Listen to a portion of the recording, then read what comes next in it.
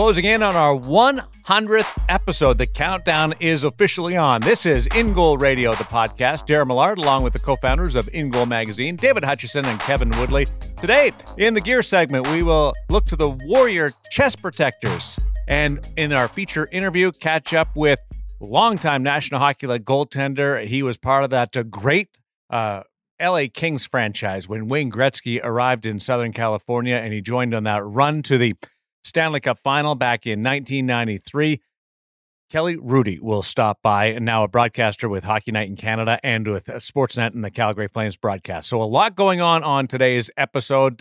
Woody, this is a good one for you because we had three people asking questions to Kelly Hrudey, and you said, I will step back. I promise I will be in the background. And for the most part, you did a pretty good job. And yet I still managed to get ripped for how much I talk. That was from Kelly, and I didn't realize that he knew you that well, but he was right on the money. He may have shot to the front of the line when it comes to badgering Woody about being long-winded.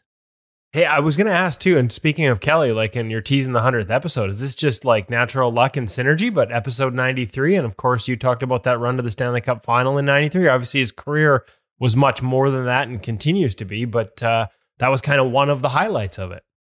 You're right. We talked a lot about the 1993 run and his experiences. It seems to me, I don't remember Kelly Hrudey not playing with brown pads or gloves. Like, he always seemed to have a colored set, even on the pictures that I see from his New York Islander days. And then obviously got really into the detail of his kit. But Hutch, he was sort of the forefront of colored gear. I think he was. I've got a photo of him with some brown pads, actually, with New York Islanders. Yeah, but the gloves were blue and orange, and he had a blue stick and well-known Jofa helmet of his too. I just love his style, and I have to be honest. I didn't know as much as I probably should about Kelly, having grown up watching him play. And I think I gained sort of new appreciation when I happened to turn on that 93 Stanley Cup final and watch one of those games recently. And really loved watching him play. A ton of fun. And so, learned a ton in sort of getting ready for the interview. And I just loved his thoughts as we spoke on the position, the level of detail that he approached it with, the fact that he learned it from a young age, from the Jacques Plante book, and was such a student of the game, I think kind of surprised me, because honestly, when you watch him play in that 93 Stanley Cup final, you get the feeling he thinks the bottom of the face-off circles is part of the goal crease. He's one of the most aggressive guys I've ever seen, and yet he prides himself on having come into the league with structure in his game.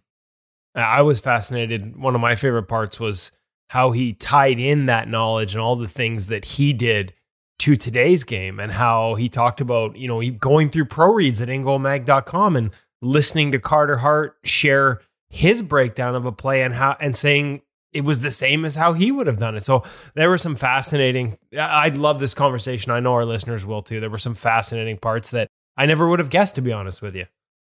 And he's a gear guy, because he talks in the interview and takes us through the sort of evolution of spicing up his equipment with different team paraphernalia or logos, and really getting into dressing up his pads, in fact, and just as he talks about it, people, when you listen to Kelly's enthusiasm about what he did with his gear, think about how much fun he would have at the hockey shop. Source for Sports Surrey, thehockeyshop.com. I mean, he would be in just absolute heaven.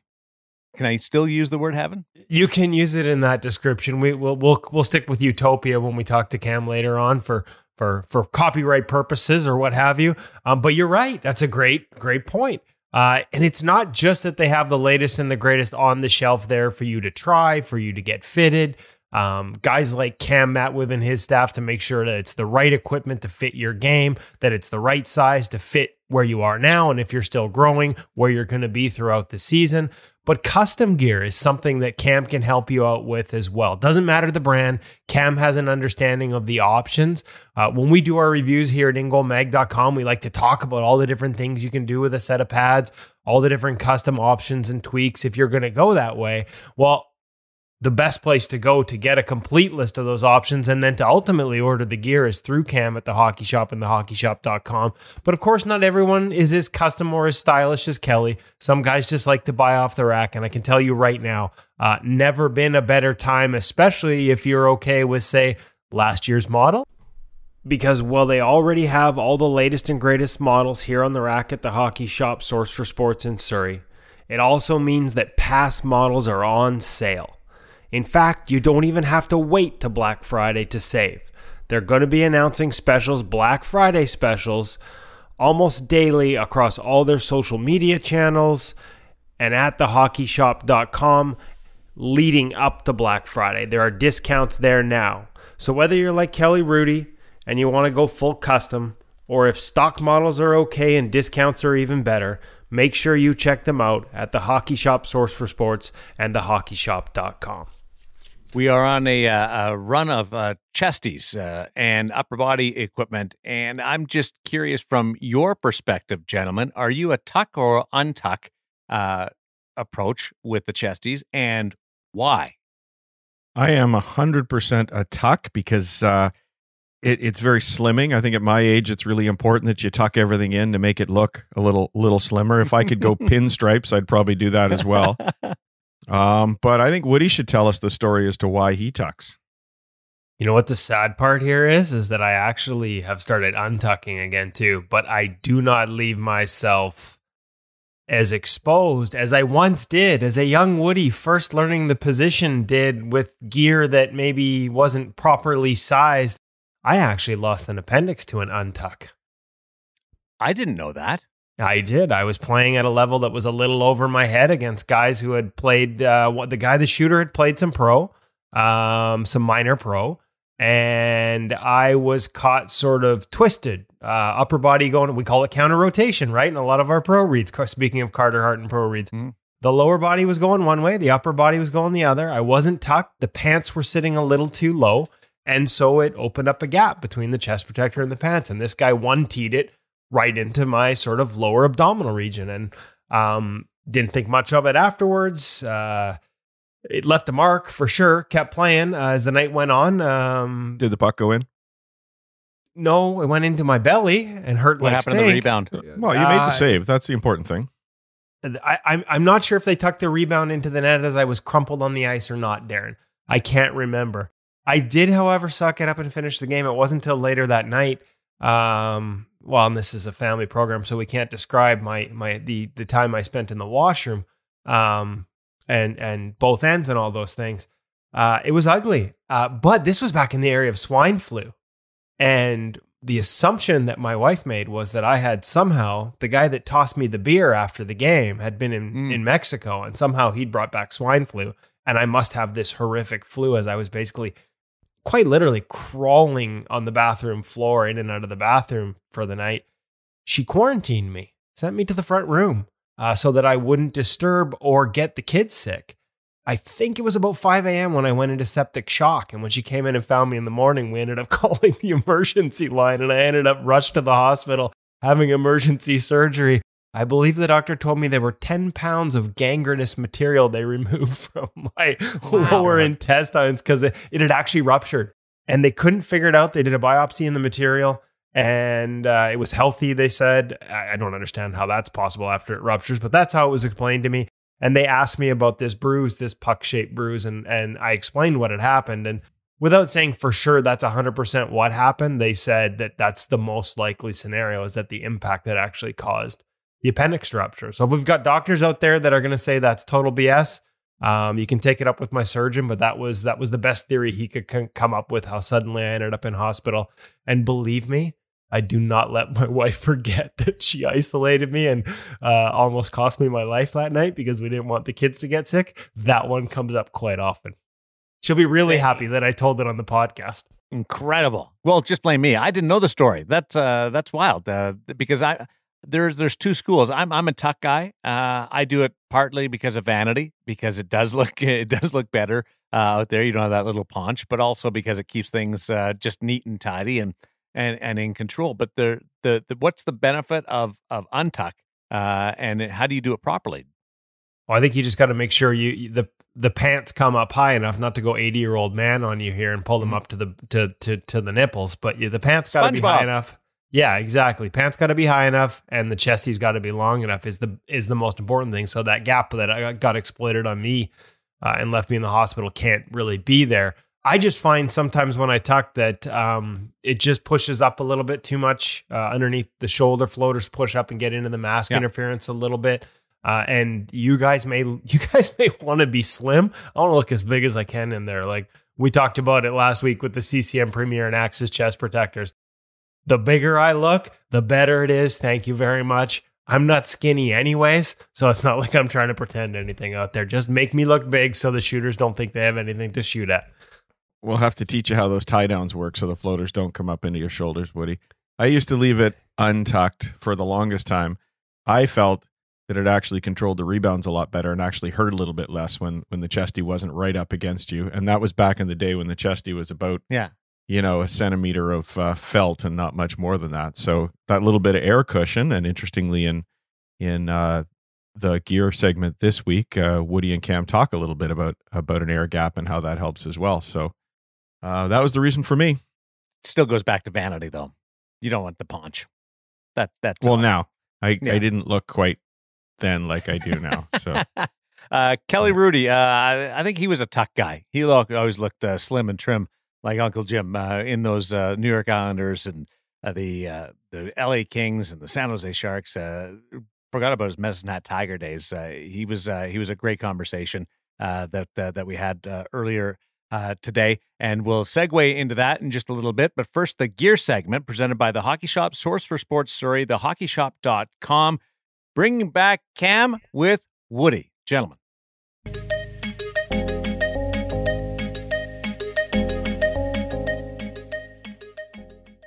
Welcome back to the Hockey Shop, source for sports. I'm here with Cam Matwiv. We're out in beautiful Surrey, British Columbia. More particularly, we're down here at the lower level of Hockey Shop, as I like to call it, Goalie Utopia. We used to call it Goalie Heaven. Had a friendly listener of the In Goal Radio podcast remind us there is an actual store called Goalie Heaven in Toronto. I would prefer not to go to Toronto whenever possible. So we changed the name to Goalie Utopia. The whole thing about having to die to go to heaven, whereas Utopia is always here. And seriously, folks, like take a look around behind us. Like even in the backdrop, I guess on the podcast they can't really take a look, but just listen. Listen to the listen to the goalie pad. Listen to the goalie gear. It is all around. It whispers at you. Sweet nothings. Try me on. Make more saves. That's my beer league team. That's not the Pats. Grab a glove off the wall. Play with it. Make sure the Cam has to then put it back afterwards. Do all these things. That sounds about right. Anyways, we're back here in Goalie Utopia with Cam Matwiv, and what did you call this? Two guys in chesties. Two guys in chesties. Today we are wearing the Warrior chest protector. Cam's in the RG5 Pro. I am in the, Cam, you got to tell me here, RG5 Pro Plus. Plus. The difference between the Plus and the Pro. I can feel it. You walk me through what the differences are between these two lines. You can visually see it too for those of us that are watching. But that said, I opted for a little bit more traditional today. So that's basically our major differences right off the bat. It's the elbows. More than just the elbows, the entire arm construction itself in particular. Starting with the G5 Pro in particular, Warrior wanted to have still a little bit more of a traditional unit, but still at that elite level of protection. So, your average customer coming in that looks at a mechanical arm and still says, what is that? Don't worry, we still have you covered. G5 this year, as opposed to G4 from previous years, and even the RGT2, without getting things too mixed up, this has gone for a little bit more tapered in the shoulder area in particular. Actually, a little bit of a smaller arm floater in particular, just to increase the mobility of the chest, but not sacrifice really too much coverage. So just kind of rounding off the shoulders again, making that ease of look and mobility, especially when backing out of the driveway kind of thing. They still want to be able to turn your head. Protection level of this unit is fantastic. They are still integrating their actual composite material. In particular, their hypercomp is still actually overlayered underneath the actual air knit of the chest in particular. Okay, and so for those of us here in the In Goal Radio podcast, we haven't had a lot, and at ingoalmag.com, we haven't had a lot of Warrior reviews. Long story. but walk us through what that material is. Just a quick overview of what it is and how it works on the unit. Very similar to some of the other composite or carbon composites we're seeing from other companies, like we'll call it Bauer in particular with their curve. Curve, right? Yes. Very similar properties, very strong carbon fiber, offering a great deal of protection, but allowing us to reduce the weight overall of the chest. So it helps make it lighter, and when when the puck contacts it, it sort of disperses that impact rather than passing it through. That's correct. And so that's it on the Pro unit, the RG5 Pro. Again, the traditional arms, that's located in the actual forearm and bicep? Actually, it's located all throughout the chest. So it's not just the arms they've added it to, right down to the body plate, shoulder floater, sternum plate, all throughout the arms in particular. It's a very armored up unit while still offering a great deal of flexibility. I noticed, again, you talked about a traditional elbow floater on this one versus the one I'm wearing. That's, the Pro Plus, which has the mechanical arms that Warrior sort of became famous for with their original Ritual line. But even on your traditional elbow folders, you said the floater's a little bit smaller, but in terms of protection, there's multiple layers there underneath that initial layer. And it just seems like that's probably going to help you with mobility and absorb a little more impact and probably help you eat a few more pucks in there. Yes, that's correct. The additional segmentation that they've offered to it, again, creating a little bit more of that gap from where the actual impact is to where, you know, you're actually wearing the chest in particular. The more gap I can create there, the greater level of absorption, but also protection level is increased as well with that. Okay. What about before we move on to the one I'm wearing, the RG5 Pro Plus, what are some of the other features feedback that you've heard from goalies that are testing this unit? What do they like the most about it? So those that are familiar with Warrior chest in particular, and even if you're not, the adjustment level of these chests is always very, very high. Basically, anything on this chest is attached by a piece of Velcro that allows you to move it and dial it in to where you would need. The shoulder floaters, the sternum plate, obviously your back plate, 2 body adjustments to bring it up and down to control your neckline. Great adjustments for actually where the Velcro sits on the body of the chest in particular. No exposed clips here, so we're not going to break anything. So the clips are actually, I noticed there's 2 layers around the ribs, and the clips actually sit in between. There, it's just Velcro. Just straight Velcro. Yes, okay. That's correct. So again, also body extenders too to help you dial in that fit, whether or not you tuck or don't tuck. This is going to integrate with your pants either way. So. And a couple little loops there underneath in terms of integrating in with the belt? That's correct, yeah. Another opportunity for you to tie down your chest just in a bit of a different fashion. So belly loops. Yes. I like belly loops. One more time? No. No belly loops? Let's move on to the RG5 Pro Plus. Now this is the key difference here is going to be the arms, like you said, from the wrists all the way up to the shoulders. Walk me through the evolution. We haven't been in this here at InGoal since we tested the original version. I would argue that's still a standard bearer review in terms of that first look at something that was really bold and innovative, the mechanical arms that Warriors introduced. How have they evolved over the years, and what's different in this unit compared to past? Yeah, I mean, now they've had a chance to refine it by quite a bit. Like commonly referred to as the RoboCop arms in particular. I would say a little bit unfairly tagged because, as you found out, even with you putting them on, you have very supreme mobility with it. Where's my coffee? Oh, I lost my coffee, or I'd have a sip. It's all right. He's still able to scratch his nose, which is just as close to being able to take that sip of that coffee. It's a little itchy, too. Great mobility with these, but also a supreme level of protection. You have that hypercop material throughout the bicep and the forearm. Again, this time there's nothing covering it. You can see it out and exposed. You can hear it right off the bat, but there's a great gap in between of where your actual arm sits in the chest comparative to the actual floater and itself on you in particular. Yeah, you can feel that when you put it on. You can feel where the pieces that sort of create that gap are. It's a little bit different from what I remember of the original Ritual in terms of how they create the gap. Mm-hmm. But I do remember that gap being very important because it, again, allows for impact absorption. You're not going to feel those pucks as much. And this is one that I thought was probably an unfair tag when you mentioned the RoboCop right out of the gate. I mean, we took it out and tested it with some high-end goalies, some guys who were playing at UBC that went on to play pro overseas, and they were surprised at just how good this thing was at eating pucks, like in terms of controlling rebounds and absorbing pucks.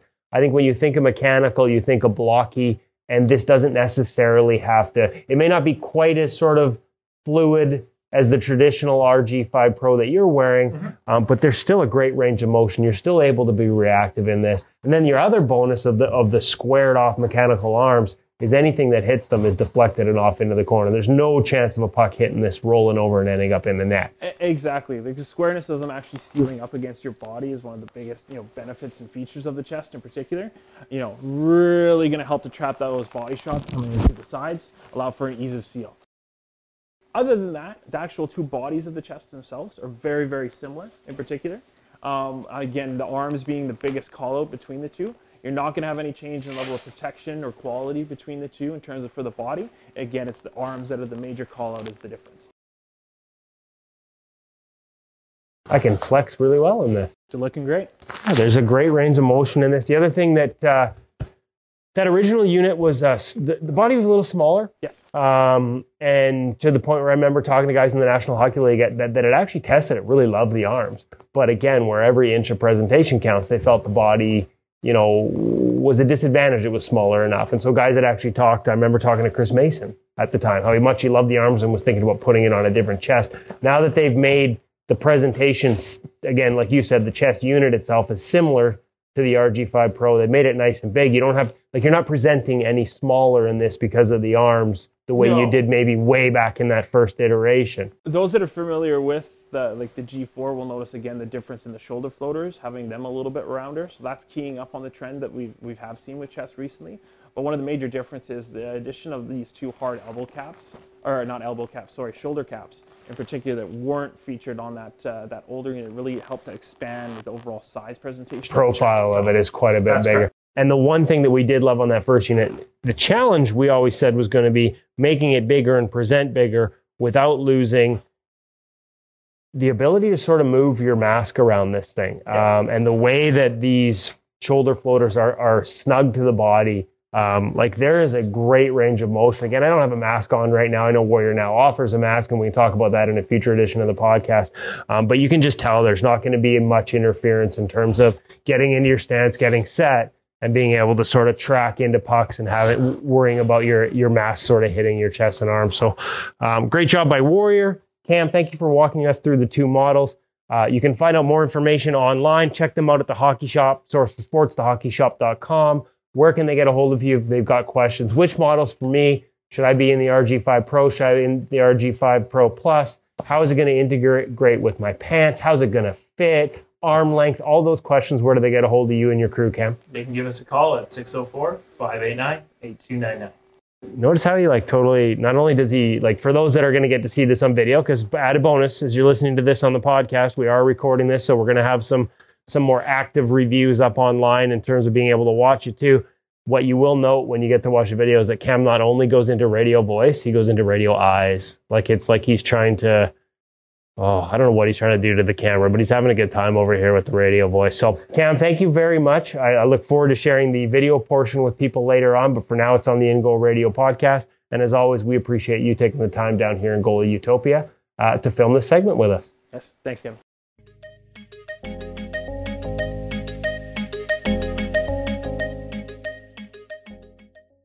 Two men in chess. I like it. You guys got something going there. And I can't wait to get through all the different components in that basement. When I see the video, I just have this yearning to head out to Surrey. And I can't wait for this whole lifestyle that we're living right now to end so I can make a visit there. We can get back to normal life. Tendy Fest and Source for Sports in Surrey and the Hockey Shop, thehockeyshop.com. I am on thehockeyshop.com all the time. We are going to slide over to our feature interview brought to you by Sensorina. And how do you think Hrudey would have reacted, Woody, to something like Sensorina? I think that would have been a tool that he really would have grabbed onto. Yeah, I think because as he talks about in the interview, right, a desire to make sure he stays on top of the latest developments and something that he carries into his broadcast career, making sure that he's on top of the latest trends. And this is a trend, the Sensorina virtual reality trainer that we're seeing become quite popular in the National Hockey League. Now, we've had our last couple of guests, our feature guests, talk about it because they're users. Antoine Bibeau has used it. We've got some coming up in the next couple of weeks who have used it as well. I've done some articles already on NHL.com. Hutch is trying it. Billy Ranford's using it with the Los Angeles Kings. It really is amazing to me how Sensorina has taken virtual reality, something that you can now have at home with, with the Oculus headset, the headset that they sell, and a couple of paddles strapped to your gloves, and transform, whether it's your living room, your backyard, whatever space you have, into a crease, and have shooters passing pucks, shooting on you.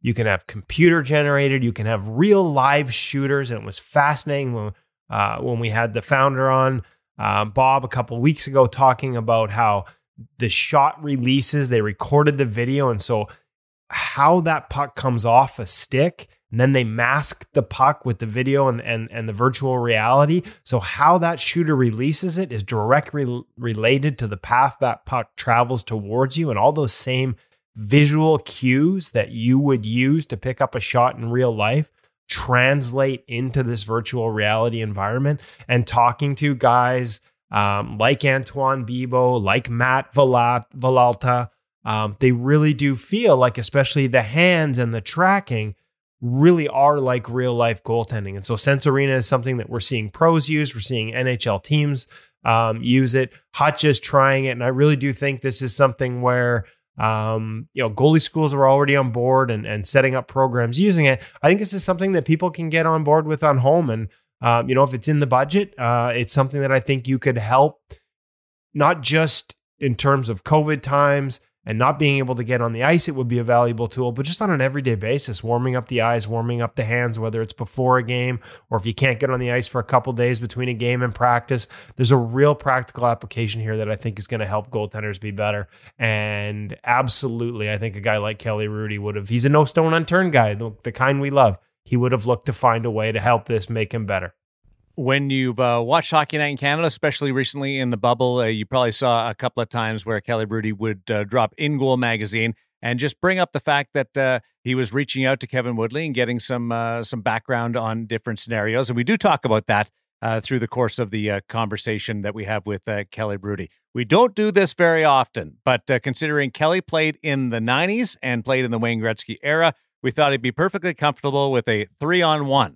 So Hutch, Woody, and I all joined the conversation with Kelly Hrudey, our feature interview brought to you by Sense Arena on In Goal Radio, the podcast. Hey, how about it, Coach? Who's between the pipes tonight? Well, let me check my roster. Rudy's on duty tonight. I'm going to call it what it is. We're at the mercy of Hockey Night in Canada and the home studio of Kelly Hrudey. This is really cool because this is where you did all the playoffs and the bubble. From your home, not exactly your kitchen, but the home. How are you feeling, and how are things on your end during this pandemic? I think we're like everybody else. We've had good times and bad times, and I think everybody feels the same sort of emotions. I think physically it's been difficult for certain people. I think emotionally it's been difficult, and I know financially it's been difficult for a lot of people. So we're in the same boat, and we feel for everybody. Kelly, let's get a little bit of your background playing goal, where you grew up and how you got interested in the position. All right, Darren. So we go back many, many years to my time in a little community called Elmwood in the city of Edmonton. And I decided I wanted to play organized hockey when I was 11 years old, simply because I wanted to be around my friends more often because all of them played on a hockey team. And so I went to my mom and dad and asked them if I could join a team.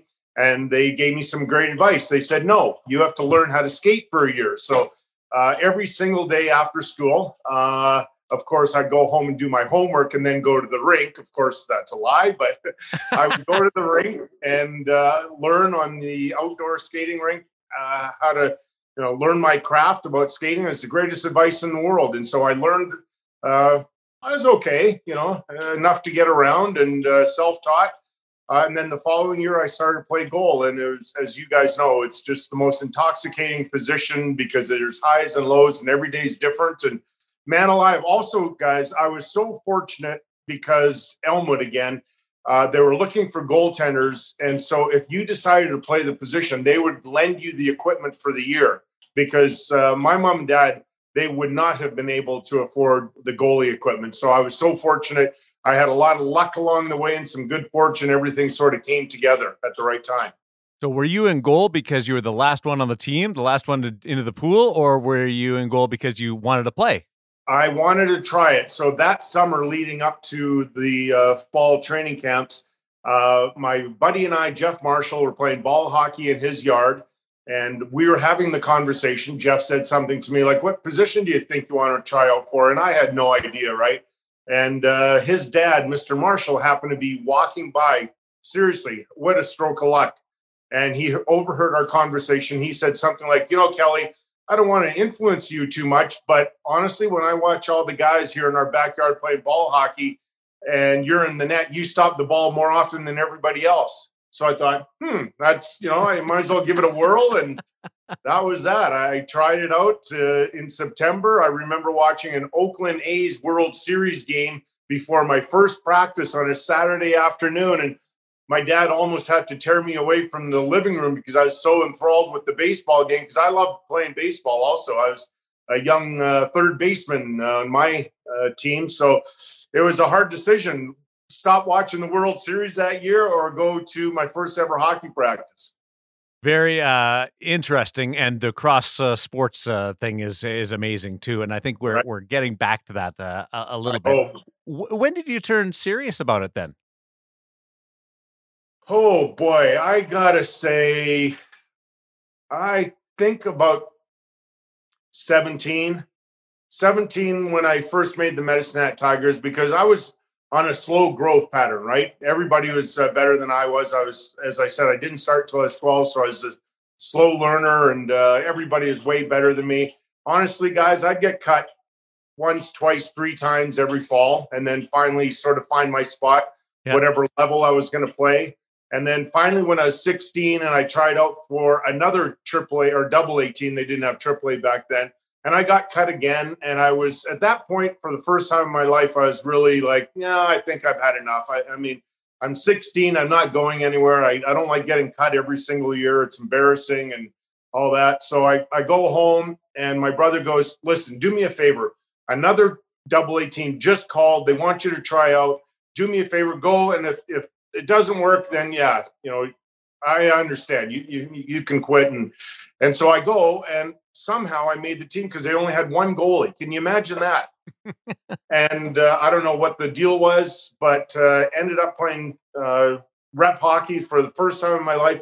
We were a team that started out okay and then got better and better. We ended up winning the Edmonton City title and then going to the provincials and beating Mike Vernon's team in Calgary and so we won the Alberta provincial title. That year I was sent 2 letters because there's no junior draft. It was just you'd get sent a letter. So U.S. Minister sent me a letter and the Medicine Hat Tigers sent me a letter. And I didn't know much about junior hockey. We weren't a sports family. But I did look at the hockey news and I saw Medicine Hat was lousy the year before. And U.S., they were a powerhouse. So I thought, maybe I should go try out for Medicine Hat, not thinking I'm ever going to make it, right? Because I'd been cut all the time. So I was really hoping to make the St. Albert Saints, a team in the Alberta Junior Hockey League and close to home. So my buddy, again, Jeff, he was a good hockey player himself. So we both had letters to go to Medicine Hat. So we go down there that weekend, and Vic Stasiak was the coach. Wonderful man. Second day of training camp, Vic calls me into his office. So as you guys can imagine, what would be on my mind, that I'm getting cut. So within the first 2 minutes on my second day in Medicine Hat, he tells me I made the Medicine Hat Tigers. I couldn't believe it. And so I said something like, well, we have a problem because I thought I was going to get cut. I only brought 2 T-shirts and 1 pair of jeans. So I thought I was going home in like a day or 2 or 3. And so we had a good chuckle over that. But I had the good fortune. Vic had played with 2 legendary goaltenders in his life, Terry Sawchuk and Glenn Hall. So he regaled me for about the next 2 hours, stories of those 2 great goaltenders. So magical experience to sit in Vic's office and hear those stories. Wow, from almost quitting to 15-year NHL career. I'm curious, you mentioned self-taught. Obviously, you were in an era long before now where kids have private goalie coaches at 7 or 8. How did you emulate guys from watching TV? How did you teach yourself? How did you learn the position? Okay, so I was thinking about this because with your unbelievable website, In Goal Magazine, and the research I've done on it, and I just love playing around on that site and learning everything and from videos and everything. it's very similar, guys, to you go back to late 60s, early 70s. One of my idols, Jacques Pointe, wrote a book, and it was simply called Goaltending. If it, it's a archaic, I guess concept compared to what you guys have, but it's very similar in that every chapter had something to learn about the crease movements, positioning, all these sorts of things. So that was my in goal magazine, so to speak. It was my tool that I looked at every single night, and so with Progress, we have this incredible site that you guys have, and what a benefit to young goalies out there, or all goalies, because I'm learning. But that sort of was, although I was self-taught, I read that book religiously, and it taught me everything I needed to know about how to sort of get into the position. Then, of course, you got to go take it on the ice and try it out and learn. When was your first goalie coach? Ian Young, and that was not until I was with the New York Islanders in the latter part of my career. And Ian he was a pretty spectacular OHL goaltender, and I believe he had an eye injury, a serious eye injury, and so that ended his career. But he was a really popular goalie coach in Ontario. And then for about a year, the Islanders had hired him, but I didn't work a ton with him because, it was kind of like a new thing. And I don't know if teams really saw the benefit of it. And then finally, when I was traded to Los Angeles, one of the assistant coaches was Cap Rader. And you may remember Cap had a long and brilliant career in the WHA. So Cap and I spent a lot of time, although he wasn't an official goalie coach, he was an assistant coach with our team. He and I had many, many discussions and chats and video sessions about playing goal. So he was a real benefit. And then when I moved on to San Jose, Wayne Thomas was the assistant general manager. And so it wasn't until when I left LA and San Jose did they get real full-time goalie coaches. But nonetheless, I had somebody to, work with, and a sounding board and a skilled person really to help me. Kelly, it warms my heart to hear you talk about Jacques Blond's book. It's still sitting on the shelf behind me. Wow. Yeah, my parents gave it to me when I was probably 5 years old, and it's not a stretch to say it's a bit of an inspiration for what we're doing now, and thank you for your kind words. Mm-hmm. You've mentioned before that becoming a broadcaster is a natural transition for a lot of goaltenders because we have a different perspective on the game. Yeah. I'm curious now, as a broadcaster, looking back on Kelly Hrudey's career, how would you describe yourself as a goaltender? What were your strengths? What was your style? Can we describe it? Yeah, for sure. Well, when I first started with the Islanders and when they first drafted me, I was a very structured goaltender for that time. I was, like most guys, a stand-up goalie. I tried to sort of emulate Jacques and more importantly, maybe Bernie Parent because of the age. And so I tried to play that style, yet I sort of knew that the game was changing and I couldn't continue to be that sort of stand-up. So as the game sort of changed and I was developing, when I was about 3 years into my time with the Islanders, I tried to adapt to an ever-changing game. And so I've been credited as being the first goalie ever to try paddle down. And it started in practice. And man alive, you should have heard Al Arbor give it to me. He hated that move. He hated it. And I love Al. He was like a second father to me, but he just did not see the direction in which the position was changing. He just didn't. And I tried it, and I was stubborn. And even though Al hated it and he was really mad at me, tore into me many, many times, I was stubborn enough to try it. Now, here's where it went kind of south for me. The very first time I tried it in practice, I got scored on. And so that added more fuel to Al's argument. But I knew I was on track to something. I just didn't know how to quite get it right. And I finally did. And it became such an important move for a number of goalies. And then, as you know, from watching me, I had to really adapt. I became more like a hybrid. I had all the structure I needed, like crease movements and all that. But at some point, I just became a guy. And here's the answer to your question. If I were to critique myself, I was a guy who just found a way to stop the puck. So at some point, I had technique. But if I figured out at some point that wasn't going to get the job done, abandon the technique and just make a save. And so I was a guy that worked hard, tried to will it to happen, and I cared deeply about the results. You can ask any of my teammates that was something that I really cared about. Yeah, I don't remember seeing you two-pad stack a lot, but I remember you diving across Ranford would have been the stacker and you would have been the diver. Yeah, I did start to incorporate the two-pad stack in around 94, 95, but it wasn't my go-to. I didn't really like it that much. It wasn't a play or a move that came all that naturally because it's an awkward kind of play, right? And yeah, you're right. Bill Ranford and others were better at it, but every once in a while, I'd certainly throw it in there.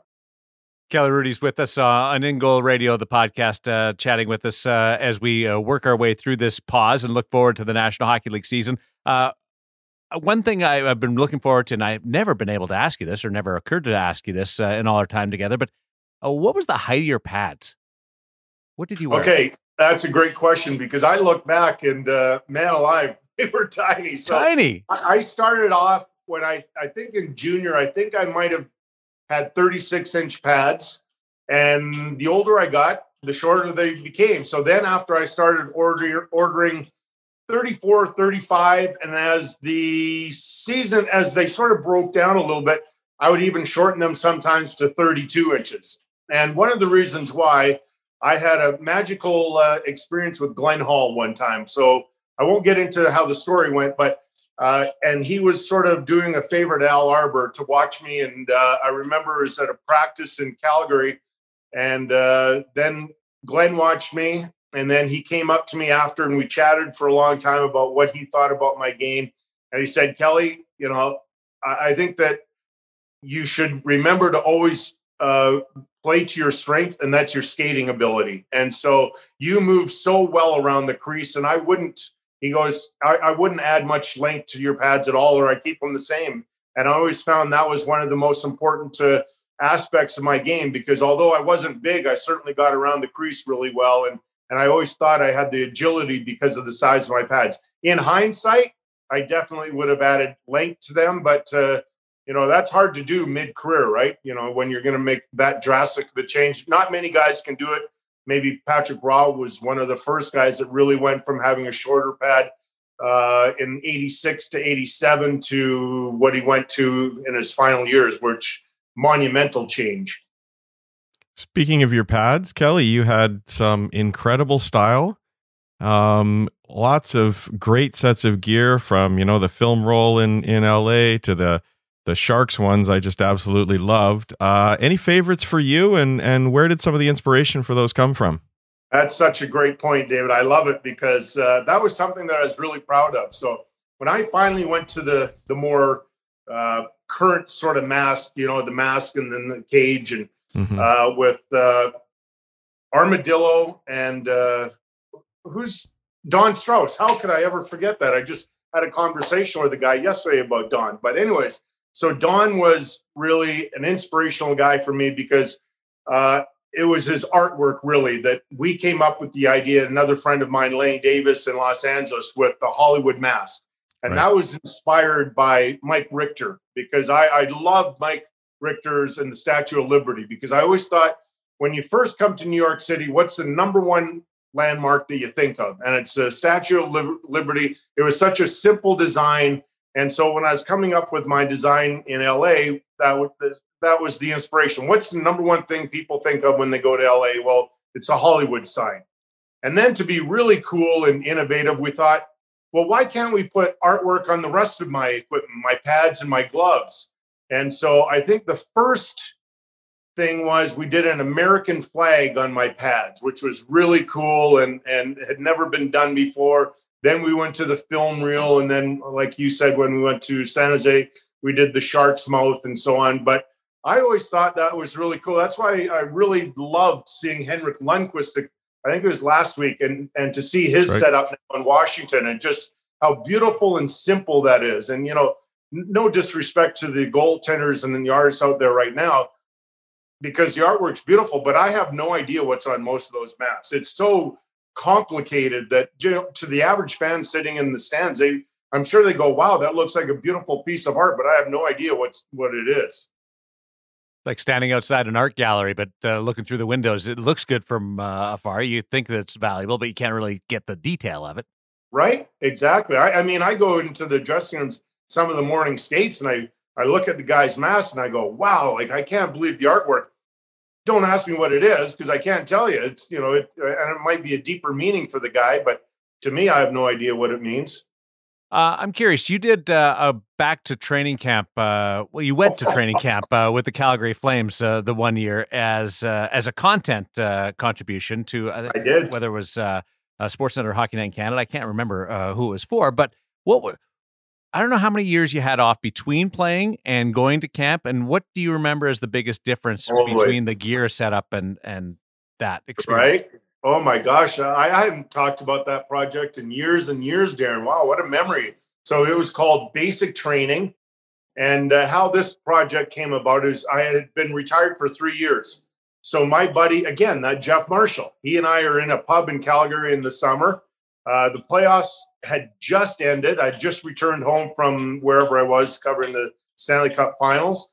And we're having a beer and he goes, Kelly, I was thinking it'd be a cool project if you went back to training camp with somebody, shot the whole thing, and then showed it on Hockey Night in Canada to show people the dedication it takes for an NHL player during the summer to get ready for a training camp and all that. And I thought, wow, that's kind of cool. But I thought no team in the world is going to like this project. But so first team I went to were the Calgary Flames, my hometown, and Craig Button was general manager, and Greg Gilbert, one of my former teammates, was a coach. So I proposed the idea to them, and I'm thinking, I'm going to get something back. Well, that's stupid, and or good luck with some other organization. And basically, they said quickly, we love it. And so that was June 11th when we had the first meeting. September 11th of 2001.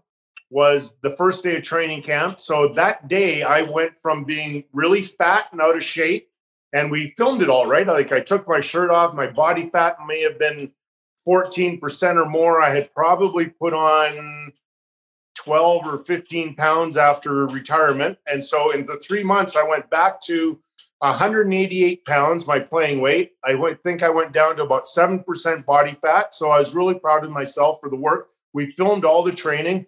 Like I said, first day of camp was, it happened to be 9/11. And so that was an awful way to start training camp. But we got through it, and then we shot it. It took 5 days to shoot that project. And we filmed 5 segments, and it turned out to be magical. Like it's one of my favorite things that we've done simply because it looks so great, filmed in the town of Banff. And man, what a great memory. What did you find is the biggest difference? Because the game changes so much from year to year, and you're on 3 years. So did you wear bigger pads? What do you remember about that? Yeah, Bauer came back on board. I had used Bauer for a lot of years, and they came on board, sent me a new setup and everything. And the pads were stiffer, different than what I had known even in 3 years. Number one thing I knew quickly from just even 3 years, every single goalie at that training camp played butterfly down on their knees early. And I was still trying to stay on my feet a little bit longer than everybody else. And so that was a real eye-opener for me, how quickly in 3 years the game had changed.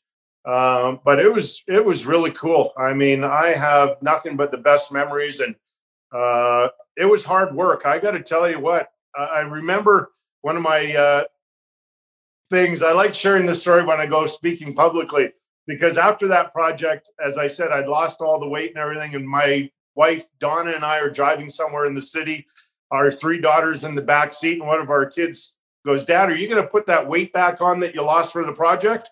And Don says, "No, because I'll leave them." And I look over at her and I go, "It's that easy?" But we stayed together, and I have since put on the weight and more. Going to work out. That's awesome. I sense you and Darren going back to Vegas camp maybe and doing a George Plimpton routine there as well. Right? As you look at the game now as a broadcaster, and as you brought up there, how much has changed since you played? You probably, I mean, we watched you in the 93 Cup final here the other day. Just love that they're replaying some of those old games because we learn a ton from it, quite seriously. But as you look back on how the game used to look and how it looks from where you're sitting today, not so much what has changed, but what's the same? What's important for goaltenders that's the same? So true. I'm glad you asked that because although it looks vastly different, and it is, but certain things will always remain, whether it was when George Vezina played or Jacques Plante or somebody 40, 50 years from now. Positioning is always going to be very, very similar. Angles are going to be very similar. And lastly, and most importantly, reading a play. It doesn't matter when you've played this game. The most important aspect to having success is being able to read a play. And I think that is going back to your question a while ago. That's why a lot of goaltenders are pretty good analysts, because you have to read a play. And it's not what's actually happening right now, not what our eyes are seeing. It's trying to figure out what might happen. And you probably have 2 or 3 options. And that's why a goalie, as the play is coming towards you, you're trying to figure out what the player with the puck might do. He might shoot it, but most likely he's thinking of 2 or 3 options himself if he's a good player. And is there anything you can do to learn that skill?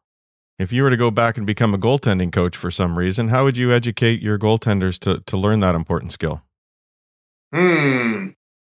That's a great question. I think you can improve on it, but I don't know if you can actually teach it. I think some of that just has to be, you have to be born with that ability. I think you can improve upon it through video, especially.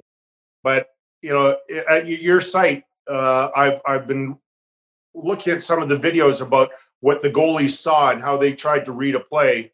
And in fact, yesterday I looked at Carter Hart, and I've got to tell you, nothing's changed, because what he was talking about was everything that my brain was thinking in the moment. So it hadn't changed whatsoever. And, you know, he went through what he was feeling, and I thought very, very cool. And that's why I'm really confident to sit here on your website saying that part hasn't changed, never will change.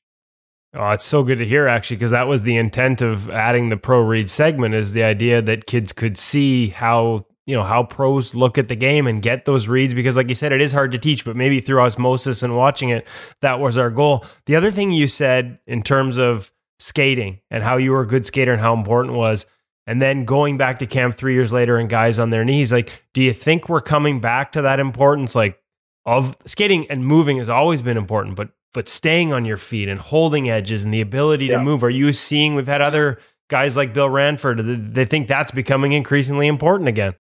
Absolutely, Kev. So I think that it was a wonderful stretch to watch all the goaltenders and how they had evolved and go to your knees. And it looked really cool. I wish I would have done that, because it looked really cool to play that way. But it warms my heart to see that the guys are staying on their feet just a little bit longer. And by a little bit longer, I'm not saying 3 or 4 or 5 seconds, because that's impossible. But if you can stay on your feet just a split second longer and continue to read the play and evaluate what's happening in front of you, you might have the ability to make a couple more saves that were going in, you know, so often for so long. That was driving me a little bit crazy. The high short side goals that were going in on everybody. And not hard shots either. Now, I will say the shooters in today's game have never been more accurate, but some of the shots they were scoring on high short side were just ridiculous. You can't give up free goals. You know, the game's too hard. And so that I do like the fact that guys are staying on their feet just a split second longer. Where did your stance come from? Because it was unique. I know you have talked about the book and stuff, but it's still unique. Yeah, and it changed. So it originally came from Jacques Plante and Bernie Parent, and then I started to widen out my stance. Not if you watch me in my own zone in a face-off, then I had that rigid stance, my feet pretty close together. I had my glove quite high, but the glove quite high was just for optics. It had nothing to do with how I wanted to show my glove. It was just that I didn't cover a lot of net, and I thought if I put the glove up there, it might give the illusion to the shooter that there's not as much room up there. But you could see that during the course of a game, when the play was in my end, although I did have an upright stance, my feet became wider and wider the older I got. And it was simply because I changed my game, and I did include my version of the butterfly often. And going back to those vintage games you were talking about, David, and the Desjardins goal that scored the game-winning goal in Game 2 on me, and it looked ugly because it was 5-hole, and I had a huge, wide, gaping 5-hole in that shot. It surprised me after the game that Eric Desjardins said that although he scored there, I was known for not giving up very many 5-hole goals. So he beat me because he used great deception on that. I thought he was going high glove, but I just tried to adapt in my stance. If you were to look at me from 1983 when I joined to 1998 when I quit, it was vastly different. Deception, something that's coming around again as well, isn't it? The players, I think we're probably trying to overpower for a time, but now there's deception in almost every play. Absolutely. So the goaltenders caught up and to that power, and now it's all about deception again. And I've lost track how many times in the last three playoffs that I've talked about it. The one thing is, as a broadcaster, you can't get stuck in that loop showing every goal and the deception that the player has when he releases the puck. So, but if you watch, and people that watch hockey know it, they watch the video, they see the puck go in, and they think, okay, I've got to really slow this video down. And now with PVR, we all have the ability to do that. And it's perfect because we know what the shooter is kind of showing the goalie and how he changes it up at the last second. A whole nother level to reading the game.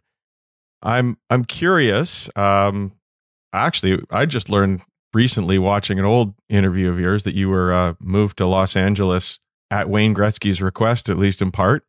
That's very flattering. We always hear Gretzky described I would say from the perspective almost of a broadcaster, how he knows where the play is going and what's happening next and so on. But what's it look like from inside the goal crease? What's different? I've never heard him described by a goaltender really, and what makes him special.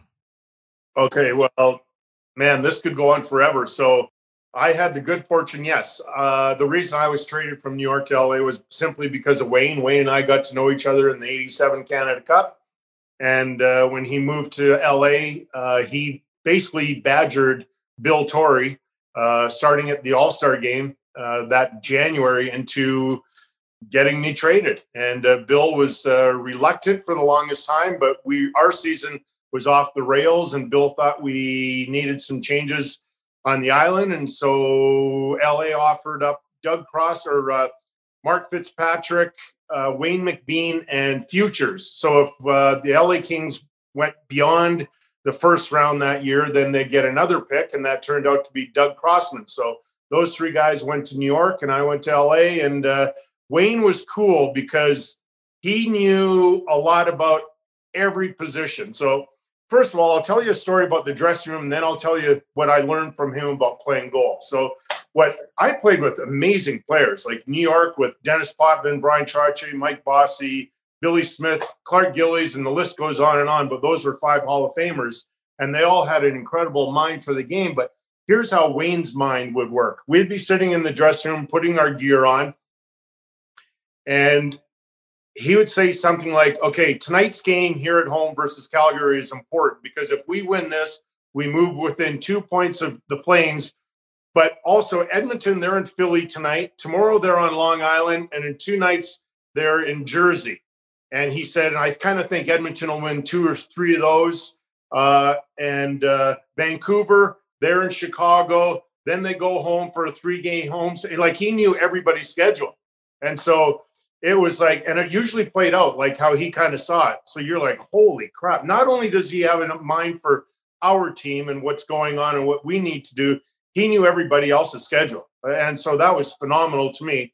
And then the greatest thing I learned was about Wayne liked the fact that I like to play the puck a lot, but he added a skill to my game that it never occurred to me. And I still talk about it on the broadcast every once in a while. So if our team has a power play he told me, move up to maybe as far as the hash marks, because if the other team tries to ice the puck, you can simply go back out there, and it works perfectly in the second period, more so in the first and third because of the long change in the second period. Race out to that puck and whip it right back up to us. And so the other team, if they're trying to change, they may get caught for too many men, and or they can't change because the puck's right back in their own zone. And I recall in game 6 in 93, when we beat out Vancouver, that exact play happened in the second period. So Kirk McLean was out of his mind that night. They were facing elimination. And late in the second period, we were on the power play, and I did exactly what Wayne asked. I whipped the puck up. They got called for too many men. We scored a goal with a 2-man advantage, and we gained the lead, and we ultimately won that game. But had Wayne never mentioned that to me, it never would have occurred to me to move up, say, 20 feet outside my crease and play the puck up. That's incredible that he would do it. It makes so much sense, right? It does, right? Surprises me that, well, all the coaches that we've had that never came up with it. I won't reveal what team or what goalie, but I said something to that nature to him a couple of years ago, and he looked at me and he goes, well, I never thought of it, but more importantly, we have a structured breakout that we like to use. And I'm thinking, okay, so you're going to come all the way back to your own zone, waste 25 seconds coming back, regrouping, and then going back, allowing the other team to change. I'm thinking, what's going on here? It's 2018. And I'm just telling you, 20 years ago, we knew better. Just to drop it to the late guy coming through the neutral zone to beat the trap. Yeah, that's exactly it. I do think it's a good play and effective, but if you can fire the puck up and catch the team and they can't get out of their zone, doesn't that make a little bit more sense? Totally. Anyways, that's just my little rant and what Wayne taught me about the game. Well, speaking of teammates, you mentioned, so many playing partners in the crease over the years, Kelly, but you mentioned one at the beginning when you get to the Islanders, and I think throughout your time there, Billy Smith is a part of that team. He was. Were him in particular, but other guys, like, did you learn off each other? Did you feed off each other? Did you share notes? I'm guessing it would, it would probably vary widely from guy to guy. Was there anybody that you walked away from learning a ton from, and what was the lesson from Billy? The answer to all those questions is yes. I learned from everybody. We took notes. We shared notes. Now, not notes that were written down, but mental notes. But I learned from everybody. If you can imagine this, I hope I'm not missing anybody, but I first went to training camp in 1980. I had a long way to go to get to making the New York Islanders. So there was Billy Smith, Chico Resch, Richard Brodeur, Jim Park, I'm missing one other guy. Was Roley there yet? Oh, Roley Melanson.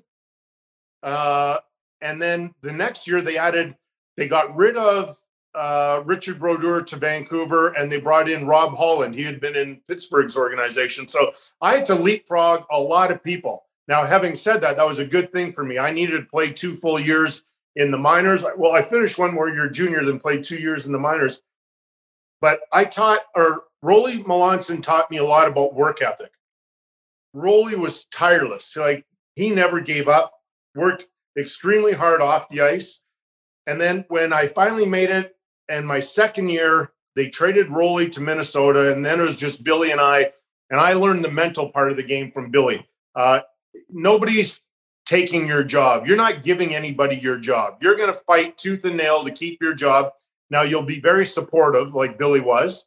But throughout the rest of my career, when I moved to LA, I was not handing my job off to anybody just because they were a high draft choice or they happen to be moving up through the ranks. And, if you're going to take my job, you're going to earn it. So earn it. And I remember one time with Billy, I had started to play a little bit more often. And I think Terry Simpson might have been our coach. And I saw what Billy was doing after practice. So I saw him marching towards Terry Simpson's office. And typically, because I didn't have the mental strength before that, I knew what was happening and I wouldn't do anything, wouldn't say anything. And this time I thought, forget it. You're going in right behind him. And when he starts to fight for more ice time, you're going to say, screw that. I deserve it right now. I'm playing better right now. And so we had that really great competitive competition between us that was really healthy. Like Billy and I are still really good friends, but Kevin, to your point about sharing, every once in a while, if I was not familiar with the other team, more importantly, individuals, I'd go sit beside him before a game and I'd say, that Tim Kerr, what does he do when he shoots? You know, because he had an incredibly hard shot, but he would cup the puck over with his blade of his stick at the last second, and that added to that deception that we've been talking about. So he would share little details.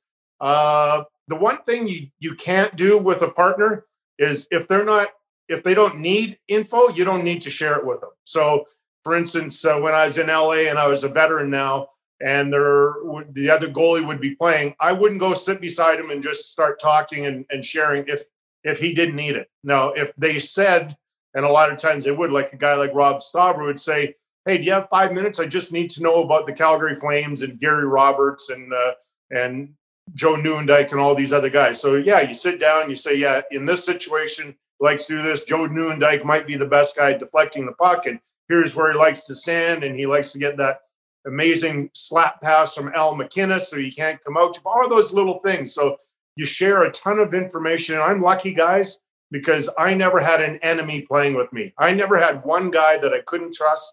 I never had one guy, and I've heard the horror stories that, you know, the partners don't get along, and that must be incredibly difficult to play if you know that your partner is hoping that you're going to fail. Okay, so I got to ask then, you see these days, you'll head into a shootout, and guys will go to the bench, not a lot anymore, but some guys will go to the bench, and they'll either ask their partner or even look at an iPad. If Kelly Hrudey's in a shootout in today's day and age, is he checking the iPad to see what a guy's top moves are, or would you rather just read it as it comes? No, I would like that information. If I had the ability to look at a tablet, for sure. And I wouldn't rely on it 100%, but certainly I would most likely think that in today's game, there's a 75% chance that guy might go back to the well, because most players do. You try and put a player in a position where he's going to panic. Now, in today's game, they panic far less frequently than in my time. And what they've been taught, one of the greatest things that shooters have been taught in the last, say, 3, 4, 5 years, and I talk almost every broadcast about it, in tight, elevate.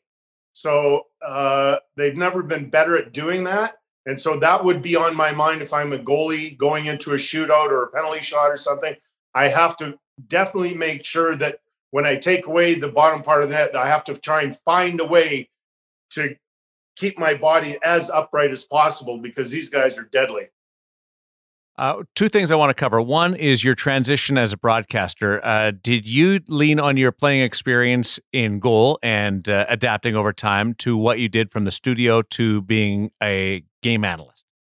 100%, Darren. So that was, first of all, the one quality that I took from playing to my broadcasting career was hard work. So I knew that I needed to put in the time and the effort if I ever wanted to have a career in broadcasting, because although you're talking about the same, it's the same game, it's two entirely different jobs, as you know. So I had to learn a lot about how to take my knowledge and sort of find a way to express myself, tell the people why something's happening, not what is happening. All these little things, but it's interesting. I would say about 2 years out of your playing career, you're no longer even close to being an insider anymore. No matter what somebody thinks, you're only really an insider when you're a player or a coach. And for a year or two after that, you can try and do all the, question, answer, asking and all that. Phone as many people as you like. You're not an insider anymore.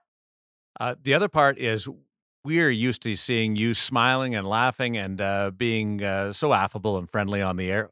One of the biggest misconceptions is that you were the same way as a player. You were very competitive, very, very competitive.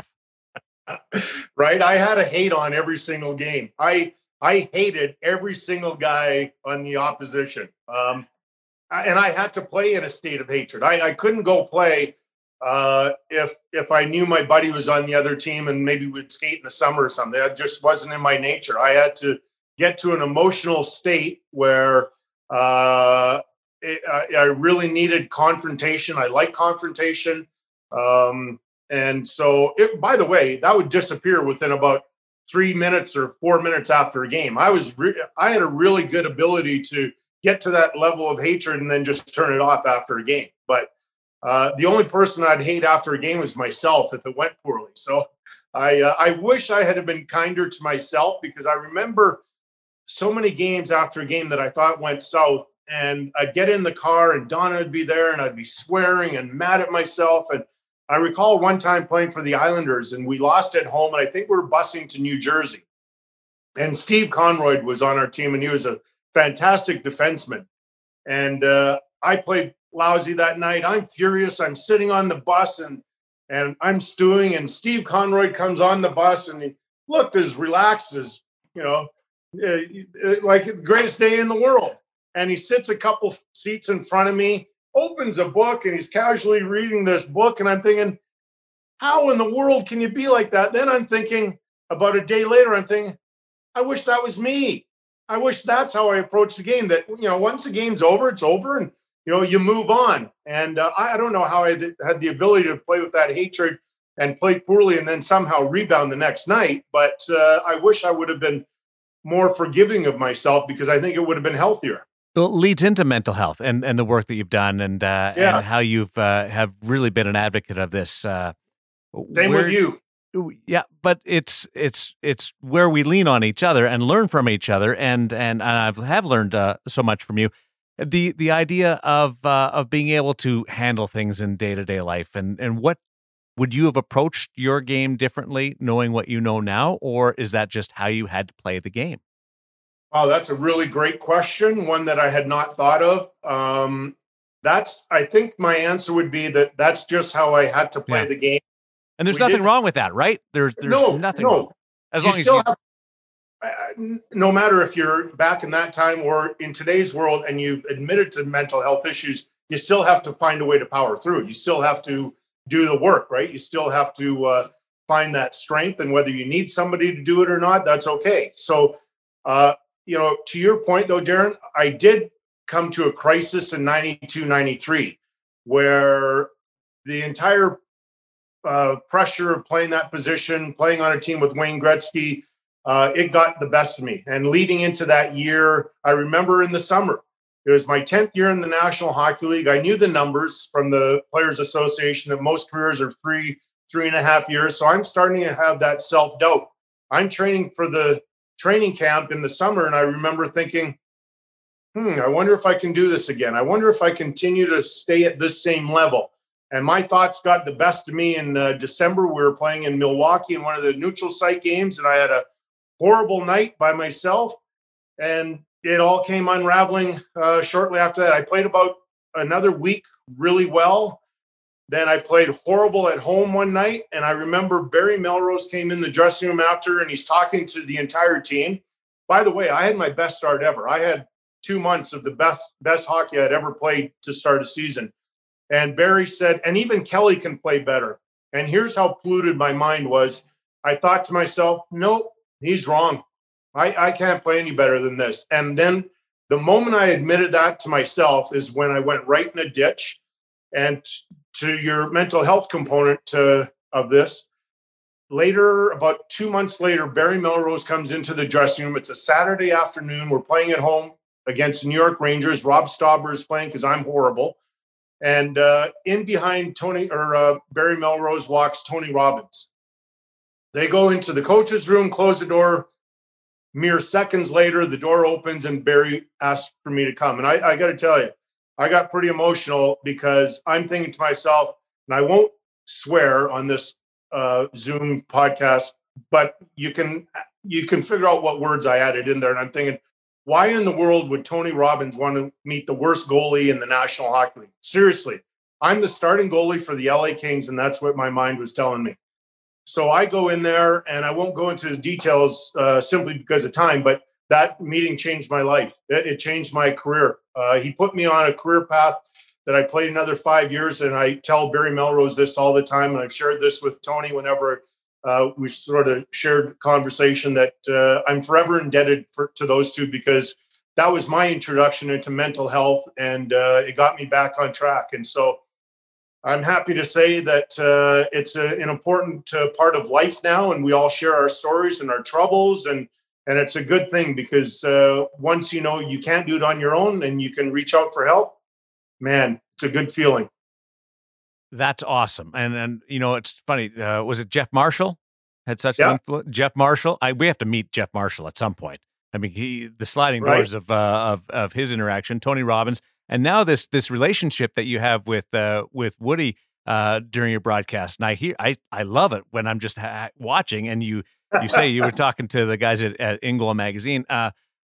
Is it like you're a guy that played the position, and you're still leaning on people to learn more about the position? I'm curious what your questions are, what you see, and when you talk to Woody about these things during the bubble, when we watched it in particular. Well, I'll just reach out if I'm unsure what my eyes are telling me. And like in the bubble is different, because unlike in the studio, as you know, Darren, you don't maybe have as many resources. Like you can ask for things, but when you're secluded in your home office, like I was, like I had an iPad, I had a desktop, I had everything right at my disposal. I just look over, start typing in. And so I'd type in questions like, why is this goalie doing this? Or what is this called? Or, many different things.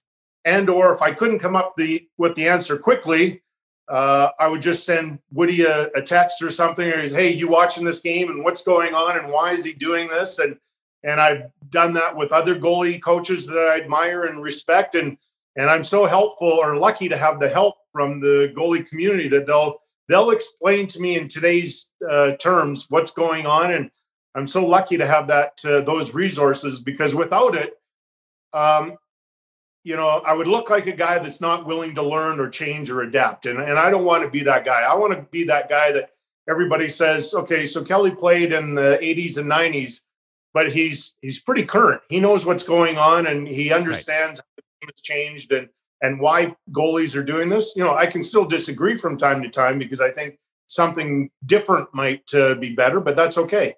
I'll just fill in the blank. The studio does have resources. Kiprios was usually just taking up all the resources. That's all that was happening. The amount of clipping stuff that was going on. So just to call that out. That's hilarious. So Darren, I'll share the one story about Vasilevsky's pads. So there was that one big juicy rebound, and I went into great length about his core pads and why that's important, not to look at every rebound and say, oh, that's a bad rebound. Some goalies, including Vasilevsky, love the ability to have those pads and push the rebounds out past the traffic. And so that's just in layman's terms, and Kevin can explain it better, but that's a simple part of sending out a text and understanding what equipment each goalie might be wearing. Well, what Kelly's not telling you is that it's not that he's reaching out to me. I'm constantly badgering him on text messages, trying to slip it in there, because every time he says my name on the air, like my world lights up, and all my friends and family think I'm a big deal. So thanks for always giving the shout out, Kev. This is funny, Kev. So, man, I think it might have been our first year with the new Sportsnet deal. Darren, you would have been on set maybe, but I was on with Nick Elliott and George. And I think it was the first year we started talking about head trajectory. And Kevin, I had been talking to you, and we had known each other for years. And all of a sudden I got nervous in the segment, and I didn't call you Kevin. I can't remember. I called you a different first name. And then I got all nervous in the segment. Then I'm like, well, that's not right. Kevin's his name. And then I probably booted the segment around, because I was thinking, I hope I'm going to have to call and apologize. And I did. And but Darren knows that's how live television goes. You make some stupid mistakes once in a while. But is it not freaky how much these guys know about the position? Like, you've been around it. I've been, and I just cannot believe how much they are tied into the modern playing of the game. It blows my mind. So true. And so here's my point. I was the guest speaker at a Calgary Flames luncheon a number of years ago. David Marcoux was the goalie coach. And I recall saying something like, your goalies, and Kiprusoff was the goalie at the time. And I said, your goalies are so lucky to have a guy like David Marcoux, because he's taken the time. Like he's trying to learn every little aspect of the position. He takes the time. He's like a professor, and he wants to know everything about the position. I, on the other hand, I don't really feel it all that necessary anymore. I don't look at all the tiny little details. And so guys like Kevin and Eli Wilson and David Marcoux and all these guys that I really respect, and all the other goalie coaches out there, they're like professors out there, and we can all learn from them. And it's just amazing. The amazing part is that we're actually, I think the kind term that Johan Hedberg once said, you're a geek, you're a goalie geek. And I mean that with affection, he said. Right? But the amazing part actually is to take a conversation with me, which, as you know, is not a short conversation. I think my text messages are probably like small novels.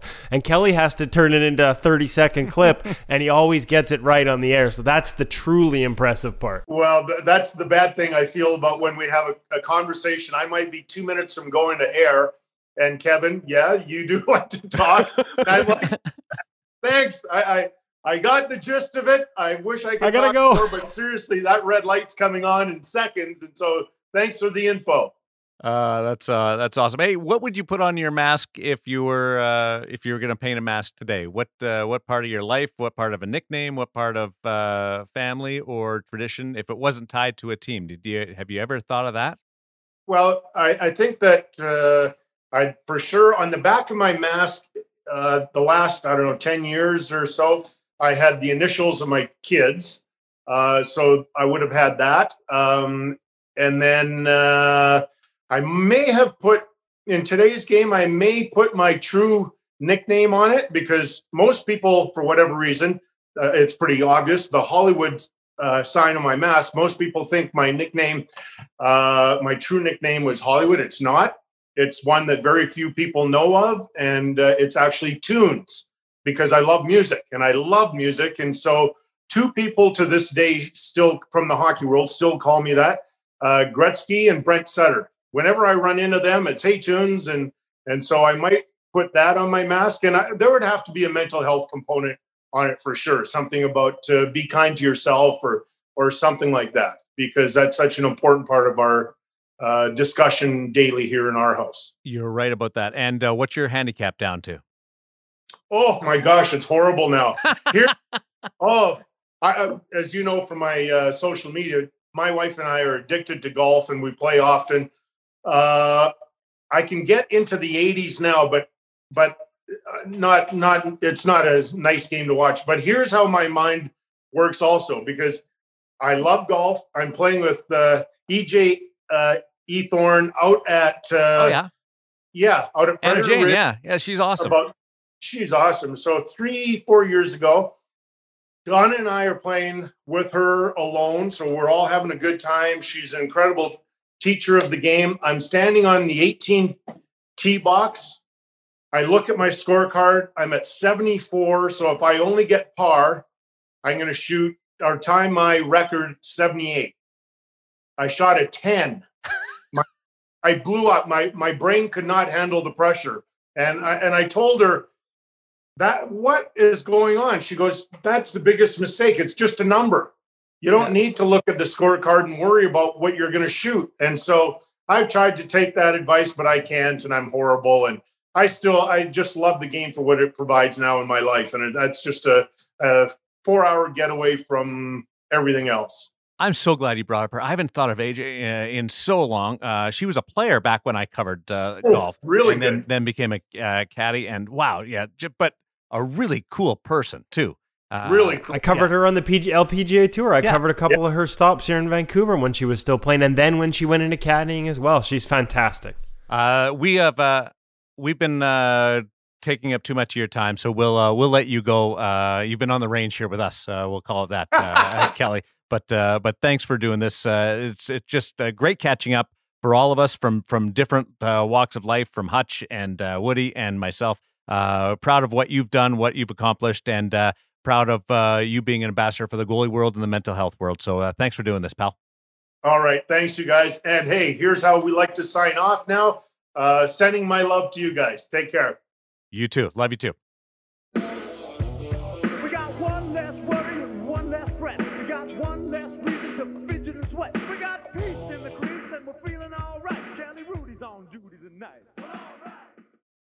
So much in there, but the best part of the interview is Kelly wanting to come back and do a little bit more with you guys, especially in the pro rate segment. So when he does that, I would love for Kelly to break down some of today's game and maybe a little bit, like Hutch, you mentioned at the close of the conversation, some of what he saw when he played and some of his own video. Yeah, I think for sure he's going to, as he sort of alluded to in the interview, he's going to see many things that a goalie today would see.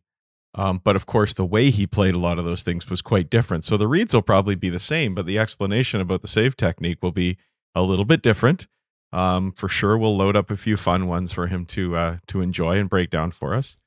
But I think we're going to gain a real appreciation for the goaltenders of yesteryear, so to speak, and the level of technique in their game at the time. I mean, obviously, there's so much more different today. But as we talked about, there's so much that's the same, and I think we have a lot we can learn from every generation of goaltender. I loved that he talked about learning from Glenn Hall, and there's a whole nother generation as well. So, knowing your history is important, even when you're on the ice and in the crease.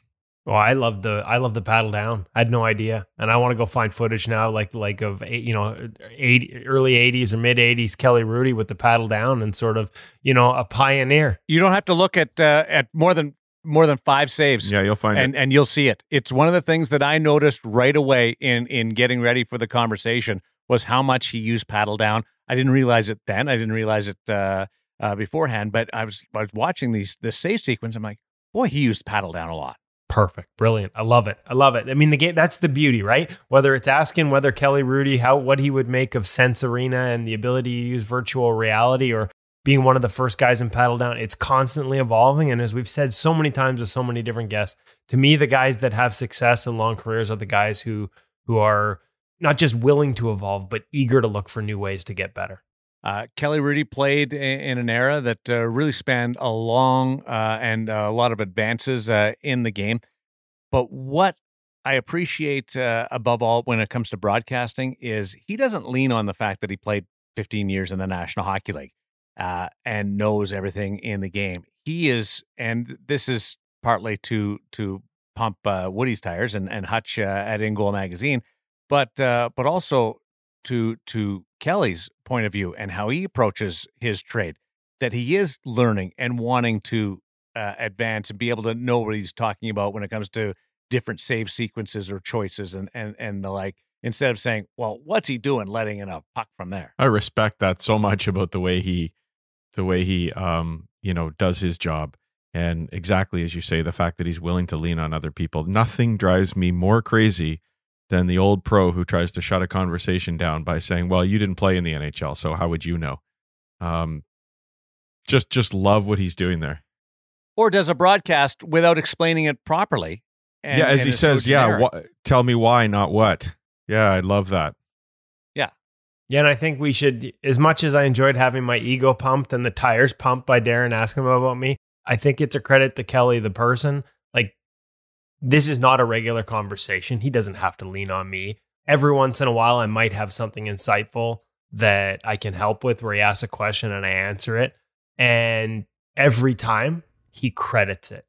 There are a lot of people in the industry that don't necessarily do that. So, like, it's not like we're having weekly conversations and he credits me every once in a while. When he does reach out the odd time and I am able to be helpful, he always gives me credit on the air. And then my phone blows up and my family's so proud and I get all those things. So it's really cool. But I think it also speaks to the character of the person, because that's not necessarily, Darren, that's not necessarily how it works in this industry. You're bang on there. And without going down that path too far, it is a real credit to Kelly and how he applies his craft in both the studio and the broadcast booth. And just know, whenever he does talk to you, Woody, he has multiple games going on, and there's a good chance he is within a minute and a half of going on the air, and Ron or whoever's hosting with him is saying, Kelly, put your ear in. Kelly, we got 10 seconds. And he's saying, yeah, Woody, I got to go. I'm just sitting there going, Kelly, I just got one more question. Oh, Last question. We'll know you've made it, Woody, when we actually get to see Kelly on air talking to you on the phone because he can't put it down. Yeah. I got to go. I'm live on Hockey Night in Canada. That was a fun conversation. Looking forward to it again as we reconnect with the former Medicine Hat Tiger. And wasn't that a cool story, crediting and talking about his buddy, Jeff Marshall, growing up and how they're playing ball hockey in the backyard and Jeff's dad giving him. There's a lot of sliding doors things where it just fit the right time. And it all leads to this episode of In Goal Radio, the podcast. Thanks to Kelly Hrudey. Thanks to Cam over at The Hockey Shop, thehockeyshop.com, source for sports Surrey. And thanks to Hutch and Woody as well. And most of all, really appreciate you, the audience, for your dedication and your support of In Goal Magazine, In Goal Radio, the podcast. I'm Darren Millard. Thanks for listening to In Goal Radio, the podcast.